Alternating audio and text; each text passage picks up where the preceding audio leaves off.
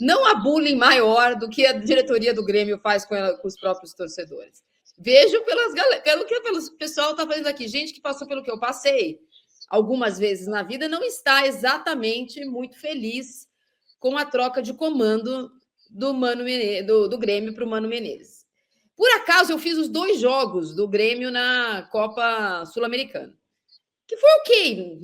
Para mim, ganhou, tá bom. Um time que não tá ganhando de ninguém, foi vice-campeão, foi amassado na final em casa, pelo principal rival. Começa a competição sul-americana, fazendo 6 pontos. Você queria ter 6 pontos ou o que você tem o Inter queria ter o que tem na Libertadores? Não tá bom? Porque assim, não sei o que o Grêmio quer. Qual que é a pretensão do Grêmio?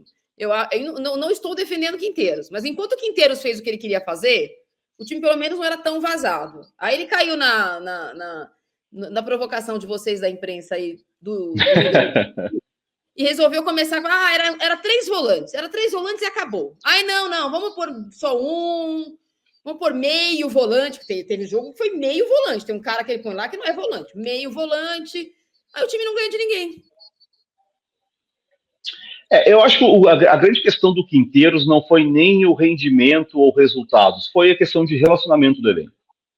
As informações que a gente tinha dos bastidores pós-gauchão, que teve uma conversa dos jogadores, dos líderes do elenco com ele, teve conversa da diretoria com ele, que os jogadores entenderam. O Quinteiros gostava de marcação, marcar alto e de marcar com perseguições individuais.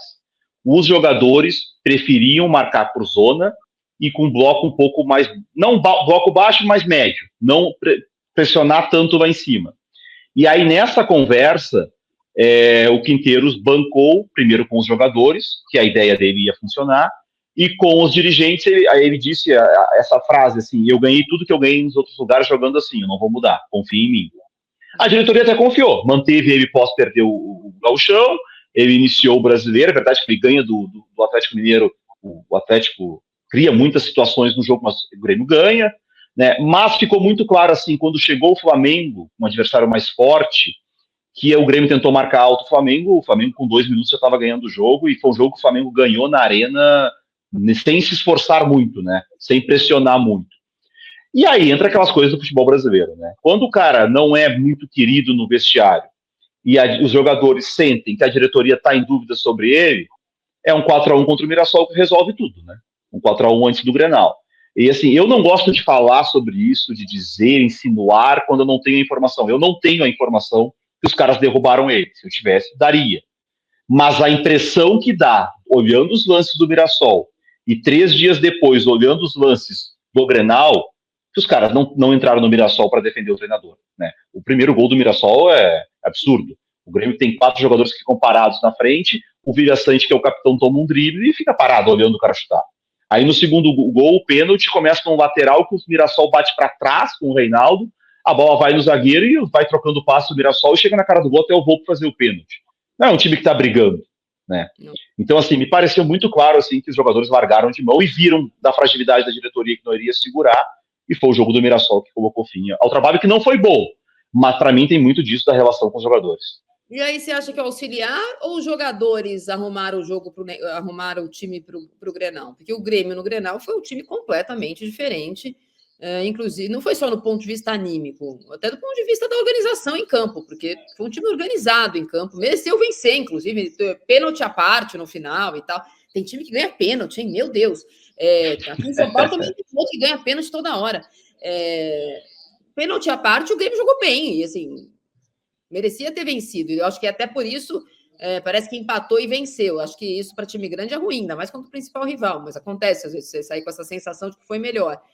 E essa estreia do Mano, na verdade, ele ganha isso de presente, né? Ele ganha um time teoricamente organizado. Ele não pegou o time do 4-1 para o Internacional para fazer o Grenal. Ele pegou o time que empatou o Grenal para jogar esse jogo de Sul-Americana, que é o que o Grêmio pode ganhar, né? Talvez a Copa do Brasil e tal. Numa situação ainda difícil no Campeonato Brasileiro, poucas rodadas, etc. e tal. Mas quem já passou por ali e não consegue sair sabe como é difícil essa fase. Então o Grêmio tem 6 pontos. Hoje tem um confronto, amanhã tem um confronto direto com o Godoy Cruz. Eu acho que bateu um desespero no Grêmio cedo, tá? O Grêmio, claro, o Grêmio em 2021 foi rebaixado, aí foi para a segunda divisão, voltou no primeiro ano, conseguiu contratar o Soares, que é uma coisa completamente aleatória. Ninguém imaginou o Soares jogando no Brasil, e com o Soares, um time que sofreu mais de 50 gols, foi vice-campeão brasileiro. Aí no ano seguinte, ano passado, sai o Soares e o time continuou, o time que tomava 50 gols e quase foi rebaixado, né, com o Renato. Teve enchente, ficou sem jogar na Arena. Sim, mas o Inter também teve enchente, ficou sem jogar no Beira-Rio um tempo e foi G5, foi para Libertadores, né? Então não foi só por causa da enchente que o Grêmio foi mal ano passado. E aí nesse ano, esse é um ano importante, aí entra bastidores, que é ano de eleição no Grêmio. Então no final do ano vai ter eleição. A atual diretoria é a diretoria que perdeu o Renato, o maior ídolo da história do clube. Apostou no treinador que era o campeão argentino, que não foi bem, e aí ela se viu na decisão de ter que demitir esse treinador. Não dava para trazer o Renato de volta, né? Porque o Renato acertou com o Fluminense e acho que não voltaria. O que eles fazem? Mano Menezes, um velho conhecido, né? O Filipão para ser o coordenador, não está ainda certo, mas foi procurado, há conversas para isso. Então, tu pega dos últimos anos do Grêmio, tu tem 4 técnicos emblemáticos do Grêmio nesses últimos anos, né? Um é o Renato, que é o maior ídolo da história do clube. O outro é o Filipão, que para mim é o maior técnico da história do Grêmio, embora não tenha ido bem na última passagem. Aí tu tem o Mano, que tem a história da Batalha dos Aflitos, ele que tira o Grêmio da segunda divisão, depois, 2 anos depois, leva a uma final de Libertadores. E o quarto nessa história não dá para contratar porque tá no Inter, que é o Roger, né? Que é o cara que começa a reconstrução do Grêmio ali, o caminho para o Grêmio ganhar grandes títulos começa com o Roger, aquela montagem de time em 2015, tem um Grenal histórico que o Grêmio faz 5-0 no Inter, que é tido como uma virada de chave, né? O Inter vinha de muitos títulos, o Grêmio não ganhava nada, o Grêmio faz aquele 5-0, no ano seguinte o Inter é rebaixado, o Grêmio ganha a Copa do Brasil. Então tem o Roger ele foi importante nessa virada. Então, assim, dos 4 nomes que o Grêmio tem confiáveis, digamos assim, foi nos dois disponíveis, né? O Mano para treinar e o Filipão para ser o coordenador. Teria um quinto nome, é o Tite, mas o Tite o Grêmio já tentou contratar no começo do ano, ele não aceitou, né? Disse que não iria trabalhar. Então, assim, o Grêmio foi, para mim, assim, é uma contratação do Mano, e aí vamos discutir se gosta ou não do Mano, mas ela é uma contratação de uma diretoria com medo de errar. Porque se ela vai aposta, sei lá, no Crespo, por exemplo, que foi falado no começo do ano, chega aqui e dá errado, é o erro da diretoria. Se o Mano der errado, o pau vai ser no Mano. O pau vai ser no Filipão. Pô, o Mano Menezes ele é o responsável pelos problemas dele, né? Um Crespo, sei lá, o Milito, Fernando Diniz da vida que fosse, seria da diretoria, né? Então acho que eles foram numa aposta certa para tentar fazer um campeonato tranquilo, porque a eleição, eu não tenho certas datas, mas eu acho que é em outubro, setembro. Não vai ter acabado ainda o Brasileirão. Então, para chegar na eleição, é importante chegar nessa eleição, assim, pelo menos não estar correndo risco de rebaixamento.